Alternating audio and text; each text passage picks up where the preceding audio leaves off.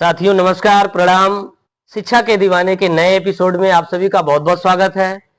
साथियों अंत तक बने रहिएगा, बहुत कुछ मिलने वाला है। आज हमारे साथ एक ऐसे पर्सनालिटी मौजूद हैं जिनके संघर्षों की बात करें, जिनके सोशल सर्विस की बात करें, बहुत सारी चीज मिलेगी। अगर आप चैनल पे नए हैं तो सब्सक्राइब करिए, अच्छा लगे तो लाइक एंड शेयर करिए। साथियों अगर आपको विशेष किसी बिंदु पे अगर किसी पॉइंट है सुननी है, जानकारी लेनी है, तो आप कमेंट बॉक्स में जरूर दीजिए। हम प्रयास करेंगे कि आपको वो चीजें आपके सामने लाएं, आपको उसका लाभ मिल सके। साथियों आइए मिलकर स्वागत करते हैं। आज हमारे साथ हमारे great personality mister Ramesh Bharti sir मौजूद हैं, शिक्षक हैं, बहुत कुछ सीखने को मिलेगा। आइए मिलकर स्वागत करते हैं। बहुत बहुत स्वागत है गुरुजी, आपका बहुत बहुत स्वागत है। धन्यवाद सर पहला सवाल लेते हैं। जैसे आप गवर्नमेंट टीचर हैं, तो आपका एक साधारण परिवार से हैं और गवर्नमेंट टीचर बनने का जो सफर रहा, तो उस पर थोड़ा प्रकाश डालें सर जी। बहुत बहुत धन्यवाद आपको जी और आपके इस चैनल से। जी मैं रमेश भारती सर, मैं एक मिडिल परिवार से बिलोंग करता हूँ जी और हम लोगों का जो बैकग्राउंड है हम्म। वो बहुत ही वीकनेस था। जी बहुत स्ट्रांग पर्सनालिटी नहीं थी मेरे घर जी की। जी जी जो सफ़र है जी एजुकेशन का वो बहुत ही समस्याओं से गुजरते हुए गुजरा था। जी और जब हम 2002 में जब मेरा ग्रेजुएशन फाइनल होता है, हम्म। उसके बाद एक ऐसी स्थिति आती है कि जी मेरे पिताजी एक्सपायर कर जाते हैं जी जी और उसके बाद हम लोग बेसहारा हो जाते हैं, एक तरह से कहा जाए। हम्म। तो हमारे साथ मेरे 2 और छोटे भाई हैं, जी जी ठीक है? और मैं बड़े होने के नाते मेरे ऊपर सारी ज़िम्मेदारी आती है ओहो, और वो ज़िम्मेदारी आने के बाद फिर अब हम सोचते हैं कि आगे कि मैं अपना जो एम था, जी उसको मैं कैसे पूरा करूँ? जी उधर जाता हूँ तो इधर दो छोटे 2 भाई। छोटे भाई हैं हाँ और कोई है नहीं जी जी तीसरा कि उसको हाँ स्टैंड करे, हम लोगों को भी हाँ मतलब हाँ पढ़ाने-लिखाने का काम करे। जी तो ये ज़िम्मेदारियाँ देखते हुए हमने क्या किया कि आगे जो है हम्म, अपना किसी तरह से करते रहे। जी जी लेकिन फिर मेरे दिमाग में है क्या कि मैं भी एक छोटा-सा अपना एक विद्यालय डालता हूँ। अच्छा अपना स्वयं का एक जी जी स्टैंड किया। जी जी तो उस समय मैं देखा कि कहीं मतलब विद्यालय नहीं था और मांटेसरी विद्यालय नहीं था, तो हमने जी एक मांटेसरी विद्यालय की स्थापना की। जी उसके बाद उसी को लेकर के अपना चलाना शुरू किया। फिर हाँ उसी से मैं अपना स्वयं को अपनी जी पढ़ाई-लिखाई, जी अपने भाइयों की पढ़ाई-लिखाई हाँ हाँ और तमाम जो उसमें शिक्षक गण जिसको मैंने रखा था, जी जी उनकी भी मैं पढ़ाई उसी विद्यालय से कराते थे, मेंटेन कराते थे। मेंटेन कराते थे। हाँ मैंने कहा आप आओ, हाँ पढ़ो हाँ और मैं आपको पढ़ाऊँगा यहाँ से। क्या बात है सर। जी जी तो मैंने ऐसा किया और हाँ काफ़ी स्ट्रगल करने के बाद सर जी मैं जी उस विद्यालय को धीरे-धीरे यहाँ तक लेके गया कि मैं हाँ इंटर कॉलेज तक के ले गया। अच्छा हाँ, वहाँ तक जी इंटर कॉलेज मैंने अपने मतलब उस समय तक जी जी जब तक मैं था, हाँ हाँ तो मैं कम से कम 3-4 अ, हाँ, कम से कम 3-4 जो है हाँ हमने बैच निकाले थे हाई स्कूल इंटर के। अच्छा हाँ, जी जी और उसके बाद हाँ हमारा वो एक सफ़र आता है हाँ कि 2004 में हाँ हाँ बीटीसी का फॉर्म हाँ निकलता है। हाँ हाँ और बीटीसी का फॉर्म निकलता है, हम अप्लाई कर देते हैं उसमें। जी जी अप्लाई करने के बाद भी अब उसके बाद भी उसका वेट होता है कि पहले हाँ एक होता है कि हाँ एंट्रेंस होगा, मेरिट होगी, तो फिर हाँ उसको देखते रहे हम, जी जी जी लेकिन अपना विद्यालय हम संचालित चलाते करते रहे। रहे। विद्यालय संचालित करते-करते हाँ आगे प्रोग्रेस किया। जी उसके बाद बहुत काफ़ी हाँ मैंने हमको लगता है कि 700-800 विद्यार्थी हो गए। अच्छा हाँ, जी जी और स्ट्रेंथ भी अच्छी खासी थी। हाँ टीचरों की संख्या भी अच्छी थी हाँ और एक जो अपना यूनिक के नाम से था विद्यालय, हाँ बाकी बहुत ही फेमस हो गया था जी इधर इस एरिया में। जी जी जी हैं, मतलब बिल्कुल। मैं अपने मुँह से बड़ाई करूँ तो हाँ क्या है, मतलब लोग बिल्कुल, आज भी लेकिन याद हाँ, करते हैं। याद करते लोग हैं। कहते हैं तो जी मैं जी आपके सामने कह हाँ रहा हूँ जी कि लोग जी आज जी भी याद करते हैं उस चीज़ को हाँ हाँ कि जब आपका विद्यालय चल रहा था, उस हाँ समय तो कोई और अच्छी एक जी अलग यूनिक दिख रही थी। हाँ तो वो एक सफ़र था। उसके बाद बीटीसी 2004 को कंप्लीट करने में जी उसमें हमको फिर 2009 में एक हाँ मौका मिलता है, हाँ 2009 और हाँ 10 में। हाँ तब डायरेक्ट प्रयागपुर से हाँ वो मेरिट लिस्ट पे चयन होता है और हाँ चयन होने के बाद हम वो हाँ अपने विद्यालय को छोड़ करके हम 2010 में जाते हैं। जी जी जी जनवरी 2010 में जी मैं विद्यालय अपना अपना छोड़ करके ट्रेनिंग पे जाता हूँ जी और ट्रेनिंग के बाद हम्म, उसके 2 साल ट्रेनिंग पूरा करने के बाद जो है हम्म, हम फिर लौट के आते हैं। फिर 2011 में जी वो टेट लागू हो जाता है। हाँ ये था, बहुत बहुत जी इजी था। और इजी व्यू में जी मतलब हम लोग पढ़ते ही थे, लेकिन हम लोग एक और कंडीशन आ गई थी उस बैच में जी जी कि हमारे आधे बैच जो है नॉन टेट के गवर्नमेंट जॉब में सिलेक्शन हो जाता है हाँ जी जी और 50% जो प्रशिक्षण करता थे जी जी उनका टेट फंस गया कि अच्छा उनको टेट देना पड़ेगा, उसके बाद उनको जॉब लगेगी, अच्छा तब उनकी नियुक्ति होगी। तो हम लोग उसमें आ गए कि हम हाँ लोगों को टेट अच्छा देना ही ऐसी पड़ेगा। एक कैटेगरी हो एक गई कैटेगरी बनी, मतलब 100 का बैच था, जी जी 100 में 50% जो है नॉन टेट टेट वाले के हो वाले गए हो गए, उनकी नियुक्ति हो गई। जी अब जी जो 50 बचे हाँ वो उसमें अब वो लागू हो गया था जी जी कि नहीं 2010 से उसके बाद जो है क्या होगा कि अब टेट क्वालिफाई करना पड़ेगा, जी उसके बाद नियुक्ति होगी। अच्छा अच्छा, किसी तरह से आनंद फानंद में सब लोग जो है हम हाँ लोग काफी हाई कोर्ट इलाहाबाद उसमें मुकदमा चल गया। हाँ तो हाँ उसमें एक प्रतिनिधि के तौर पे हम भी उसमें यहाँ से अपने बैच का कर हाँ रहे थे। तो हाँ मुझे थोड़ा टाइम जो जी जी है जी जी मेरा ज्यादा स्पेंड हो गया उधर। उसके बाद मैंने कहा चलो पढ़ाई लिखाई तो हुई है और देखा जाए थोड़ा कम समय मिला पढ़ने का। जी और उसके बाद भी मैंने हम पेपर जो दिए तो बहुत अच्छा गया, जी जी लेकिन मुझे लगा कि मैं मतलब क्वालिफाई कर जाऊंगा। कर जाऊंगा रिजल्ट आता है उसके बाद ऐसा लगता है कि हम्म, जो S C S T OBC category के जी अनुसार जो है 82 जी नंबर पासिंग होती है जी 150 में। जी तो जी वो 82 83 नंबर पे फर्स्ट टाइम था, अच्छा तो 83 हुआ था, हाँ उसके बाद हाँ 82 नंबर आता है। पास तो हो गया 82 हम्म, नंबर पे, लेकिन हम्म, उसको माना नहीं गया। गवर्नमेंट जी ने जी जी कहा हाई कोर्ट का आदेश था शायद कि 83 नंबर जो पाएगा वही पास होगा। अच्छा लेकिन आज का जो टेट क्वालिफाई कर वो रहे हैं वो 82 नंबर पे 82 पास पर ही होगा। हाँ बिल्कुल सर जी तो वो की एक कंडीशन थी कि मेरे वो 82 नंबर से फिर आगे एक नंबर भी बढ़ाना ही मेरा, और उसी 82 के कंडीशन की वजह से मेरा जो है नियुक्ति नहीं हो पाती। ओ अब सोचिए आप अरे कि आधा मार्किंग क्या अगर देखा जाए तो मतलब 82.5 का बिल्कुल है, अगर हाँ उसको पूरा किया जाए तो 83 मान लिया, हाँ ठीक है। अब उस 83 पे मेरे क्लास टीचर, डायट के क्लास टीचर मुझे फोन करते हैं अच्छा कि भारती कितना नंबर आया आपका। मैंने हम्म कहा सर 82। हम्म कहना कि 82 एक नंबर तुम्हारा कहाँ हो गया। अरे हमने कहा सर अब एक नंबर नहीं बढ़ पा रहा है, उसमें फिर से कॉपी चेक की गई थी तो हो सकता है उसमें बढ़ गया। तो हाँ फिर वो रात को 11-12 बजे फोन करते हैं कि ये बताओ क्या हुआ तुम्हारा, फिर कोई क्वेश्चन गलत था और सही हुआ। मैंने कहा सर मेरा तो पूरा पूरा वही के वही है, 82 के 82 ही रुका हुआ है। अरे बड़ा अफसोस हुआ। फिर उसके बाद नहीं होता, हमने कहा हाँ चलो ठीक है कोई बात नहीं। लेकिन फिर उन्होंने भी कहा कि भारती ठीक है अगर नहीं होता है जी तो चलो नेक्स्ट अटेम्प्ट करना, अच्छे से हम्म अटेम्प्ट करना। मैंने कहा सर आपका आशीर्वाद है, मैंने कहा जरूर अटेम्प्ट करूंगा जी जी और इसको तो पाना ही है, इसीलिए तो ये किया हूँ। जी तो फिर कुछ समय के बाद 2013 का वो टेट आता है, और हाँ टेट आने के बाद जो है उसमें पेपर भी बहुत हार्ड होते हैं। लेकिन इतना मतलब मेहनत किया, मैं एकदम यही सोच के किया कि नहीं मुझसे चाहे जितना भी होगा, चाहे हम्म जैसे भी होगा, मैं इसको क्वालिफाई करके मेरी अपनी नियुक्ति लेनी है। जी मैं बता रहा हूँ कि इसके लिए यहाँ से घर पे भी पढ़ाई करते थे, यहाँ से चले गए हम लखनऊ कोचिंग करने के लिए, दो जी तीन महीना लो हैं। और वहाँ इस तरह से स्ट्रगल किया कि बस मैं सोते जागते मुझे यही लगता था कि चाहे जैसा भी पेपर आएगा मुझे उसको 100% क्वालिफाई कर लेना है एकदम। पैशन पैशन एकदम बन गया था। मैं रात को नींद में मतलब मेरा ये नहीं था कि मुझे नींद आ रही है, अगर मुझे नींद आती थी ना तो मैं रात को नहा करके फिर बैठ करके फिर पढ़ता था कि मुझे पढ़ना है। जी जी और रात बिल्कुल में वो सर 2-2 3-3 बजे रात तक क्यों पढ़ता था। उसके बाद फिर 2-3 घंटा क्यों सोते थे, उसके बाद फिर सवेरे उठ जाते थे। मेरे क्लास रूम के जो साथी थे ना वो हम्म सोते थे, हम्म पढ़ते पढ़ते सो जाते थे, हम बैठ जी के पढ़ा करते थे। हम्म और वो एक दौर था कि मैं आपको बता दूं कि जिस कोचिंग में जाते थे पढ़ने के लिए, हम्म जितने बैच में मेरे साथ थे उसमें बीएड और बीटी सीखे थे।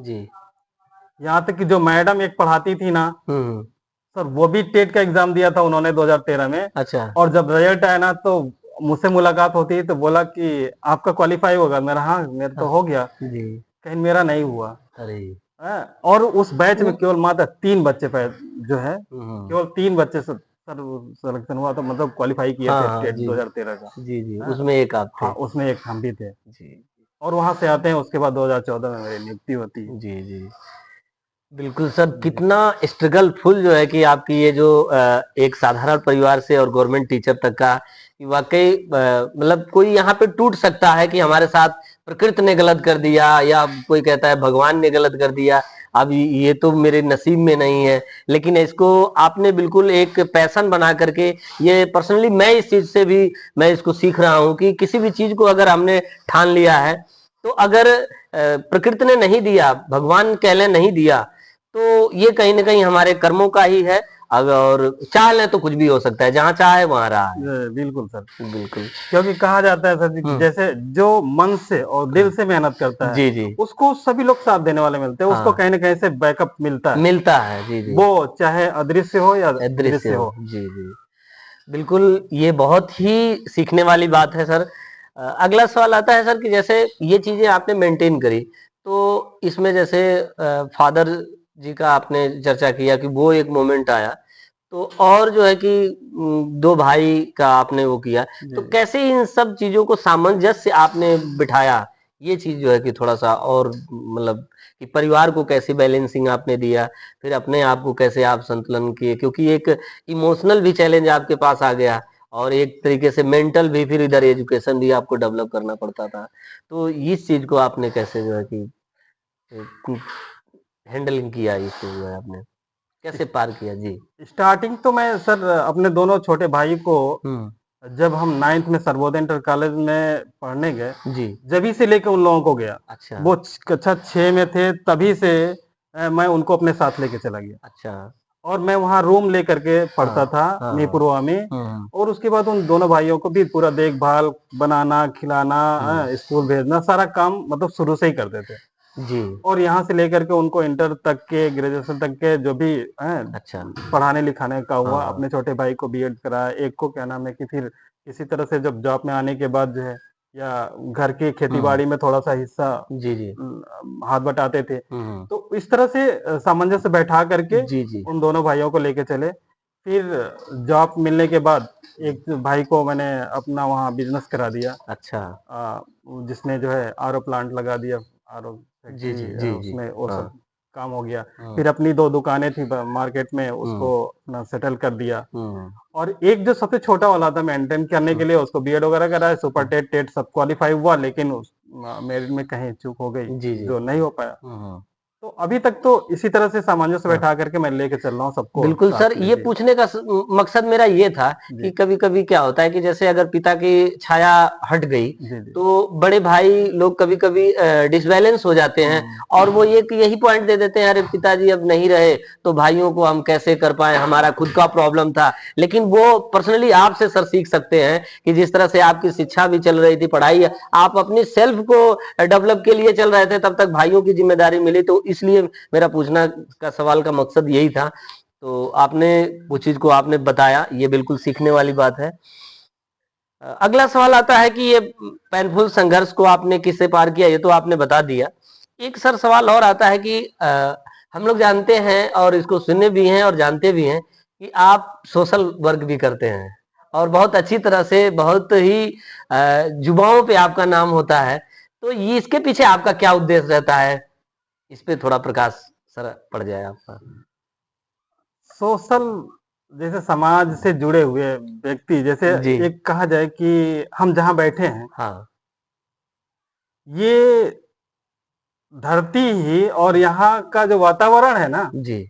वो एक सामाजिक किरण की अलग जगाती है। क्या बात है, बिल्कुल सर। ठीक है। हाँ। तो जब हम जिस उद्देश्य के जी लिए हम पहले ही से मेरे रगों में बसा हुआ है, जी। अगर ये सामाजिकता का रग रग में मेरे न बसा होता, तो शायद मेरे ख्याल में नहीं आता कि मुझे मांटेसरी स्कूल खोल करके हाँ। और इन बच्चों को भी अपने जैसा या फिर इनको अपने से बेटर जी जी। और एक एजुकेशन दें, जहाँ कुछ नहीं है जी। वहाँ एक अलग जगह करके, हाँ और एक नींव रख देना, जिससे जी। जो है आज वहाँ के बच्चे हाँ। कोई आईआईटी भेल जैसे कंपनियों में मेरे पढ़ाए हुए बच्चे आज का नाम है कि इंजीनियर बने बैठे हैं, जी जी, और जॉब कर कुछ रहे हैं। तमाम ऐसे जगहों पे हैं। हम्म। ठीक। कोई न एक तो ग्राम विकास अधिकारी है, तो कोई समाज कल्याण अधिकारी है। मेरे उस विद्यालय की बात बता दो, क्या बात है, जी मेरे उस जी विद्यालय की बात, जी जी जी कि जिस विद्यालय को मैंने शुरू किया था, उस विद्यालय की एक हाँ लड़की आपकी यहीं पौंडा की है, जी जो हैं, हाँ हाँ, जो समाज कल्याण अधिकारी है। क्या बात तो है जी। हम यहाँ से बहुत कुछ,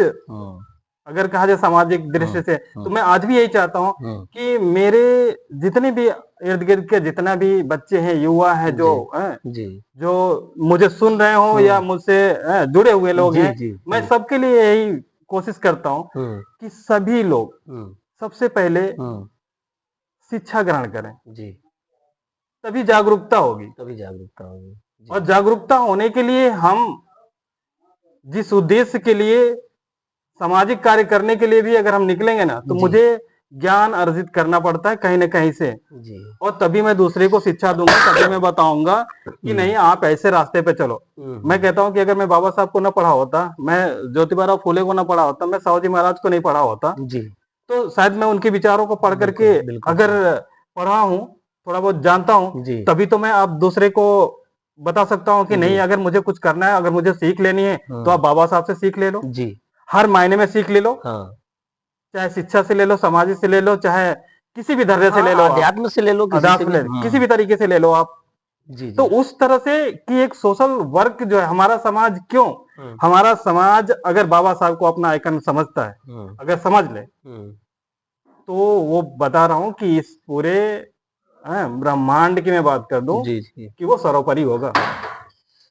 बिल्कुल। बीएससी की जो डिग्री होती है, पहले और अंतिम व्यक्ति वही है, तो कहीं ना कहीं वो श्रेष्ठ हैं, बहुत ही श्रेष्ठ हैं, जिन्होंने संविधान को इस तरह से निर्माण किया, आज हम लोगों को दिए, हमारा भारत देश चल रहा है जिनके द्वारा।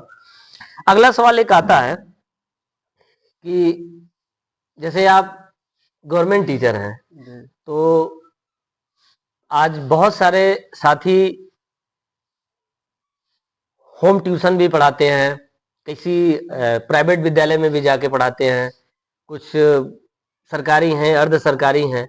तो आपके हिसाब से एक अध्यापक जब क्लासरूम में जाए, तो अपनी जो भी चीजें डिलीवर करनी है, बच्चों को पढ़ाना है, तो किन किन बातों को पहले उसको ध्यान में रख करके, ध्यान देना चाहिए, में रख करके ही पढ़ाना चाहिए बच्चों को? शुरुआत अपना पाठ्यक्रम पढ़ाने का किन किन बातों से करें, कैसे शुरुआत करें, किन बातों को ध्यान में रखकर? जी सबसे पहले तो क्लास में जब हम एंट्री करते हैं, जी तो जाते ही बच्चों के जो मानसिकता है बच्चों के, जी हैं, जी उसको तो टीचर जाते जाते ही भाप लेता है हाँ, कि बच्चे किस मूड में हैं।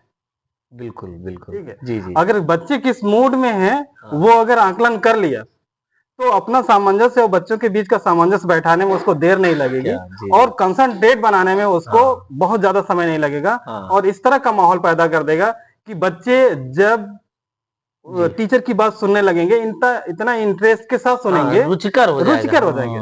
और उस रुचिकर माहौल बनाने के लिए हमको हम्म, उनके साथ सामंजस्य बैठाना पड़ेगा, जी जी जी जी उनके भी विचारों को, उनके भी मानसिकता को पढ़ना पड़ेगा। जी ये नहीं कि हम जाएं और डांट करके बैठा दे, भाई सहम जाए बच्चे, बच्चे सहम गए तो फिर हाँ, क्या वो तो उनका उनकी, कंसेंट्रेटिव हाँ, बिगड़ जो गया भी ना, फिर उनका जिज्ञासा अब भाव है वो टूट वो जाएगा। टूट जाएगा फिर।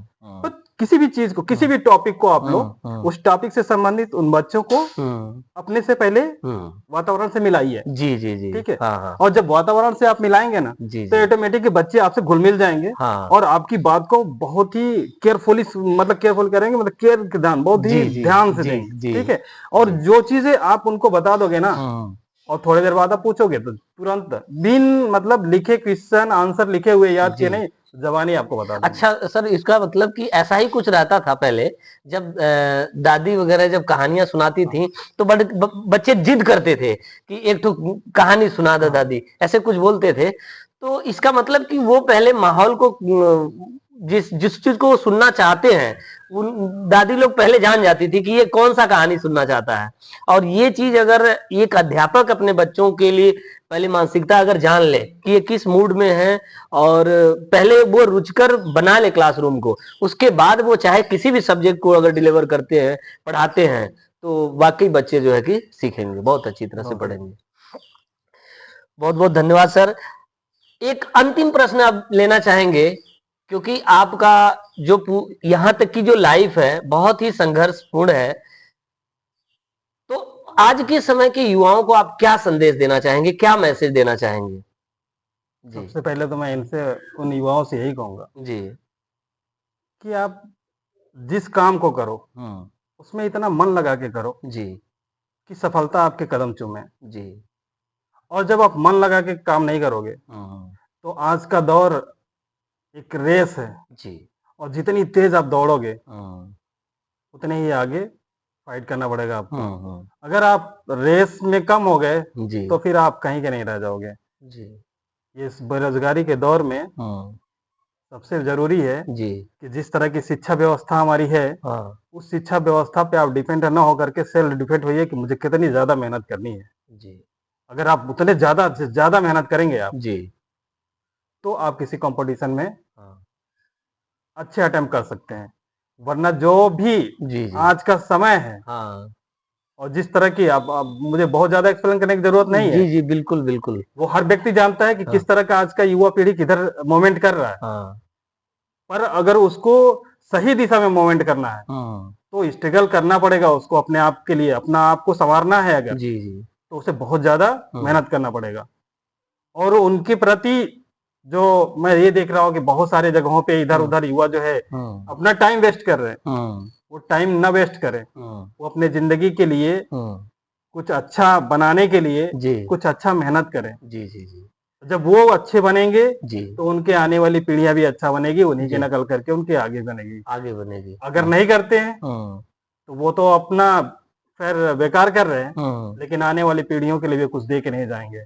जी जी इसलिए बस मैं यही कहूंगा कि जैसे कुछ पाने के लिए कुछ खोना पड़ता है, जी तो मुझे भी, हम यहाँ आए हैं, जी यहाँ पैदा हुए जी हैं, जी जी जी बिल्कुल सर तो ये कहते हैं कि आदमी पैदा होता है कुछ लेके नहीं आता है, जाएगा जी तो कुछ लेके नहीं नहीं आएगा, जाएगा ठीक है। लेकिन नहीं, जो आए हो तो कुछ यहाँ से दे के जाओ। जी हैं? जी जी आप इसलिए नहीं आए हो कि आप जी जैसे आओ वैसे चले जाओ। हाँ क्या बात है जी सर आप आए बिल्कुल हो तो यहाँ दे के जाओ। दे के जाना आप है जब दे के जाओगे तो हम आपको याद करेंगे, आपको पढ़ेंगे, आपके हैं, आपको हम अपना आदर्श मानेंगे, हम आपके ऐसे सीख लेंगे। जी जी जी वो बिल्कुल चीज सर करके जाओ आप, जी किसी भी फील्ड में करके जाओ आप। जी तो मैं यही कहना चाहूंगा उनके लिए कि जितना भी आडंबर पाखंड दुनियादारी ये सब जो है चीजें, उस पे फोकस न करके जी जी आप अपने शिक्षा के प्रति,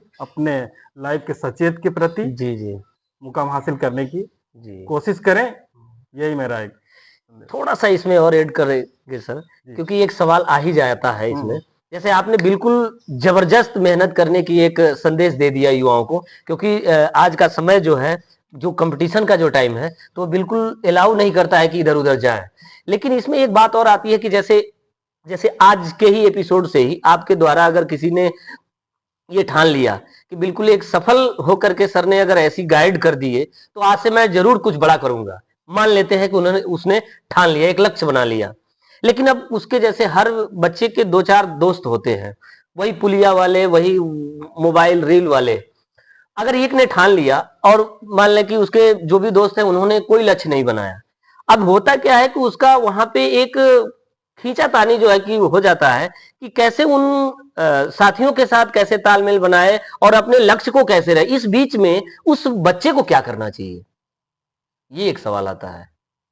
उस बीच में उस बच्चे को जिसमें उसकी रुचि हो, जी जी जिसमें हाँ उसकी रुचि हो, हाँ उसी को अपना परफॉर्मेंस समझ करके अच्छा कार्य कर ले। मतलब आप वो एक जो चीज, उनको है उनको साइड कर दे, हटा दे, बिल्कुल एकदम एग्जैक्ट।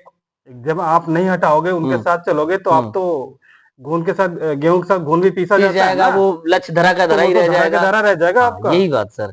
तो हम कह रहे हैं कि एक जो हम कह रहे हैं कि तमाम, आप जैसे एक रील की बात की है, जी जी ठीक है, मैं हाँ उसी पे एक आपको हाँ हाँ एग्जांपल देता बिल्कुल हूँ। सर बिल्कुल जरूर। तमाम लोग जो है रील्स बनाते हैं, हाँ ठीक बनाते है, हैं हाँ लेकिन उन तमाम रील्स बनाने वाले में भी कोई ना कोई बहुत बड़ा सक्सेस हो जाता हाँ है, हो जाता ठीक है है। जी क्या है उनके अंदर? जी activities, good good activities, activities है ठीक है, जी। अच्छी परफॉर्मेंस, कंसिस्टेंसी हाँ है। कंसिस्टेंसी। हाँ तो आप करो ना, वही चीज करो, हाँ वही करो लेकिन लेकिन करो उसको, हाँ लेकिन ऐसे तरीके से करो कि आपको तमाम लोग ये कहेंगे नहीं बहुत अच्छा परफॉर्मेंस कर रहा है।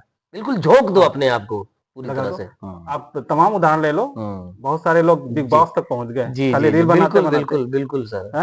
हाँ, कहाँ से कहाँ पहुंच गए रील बनाते बनाते। तो हम कहते हैं, मेरा मतलब ये नहीं, मेरा मतलब ये है कि आप जिस कार्य को करो जी इतनी लगन और मेहनत के साथ करो जी कि आप उसी में सक्सेस हो जाओ। हाँ, बस एक बार अ, चुन लो आप हाँ उसको, बस। बस आप चुन लो एक बार, फिर उसमें अपने आप को 100% लगा दो, फिर सफलता तो तय है।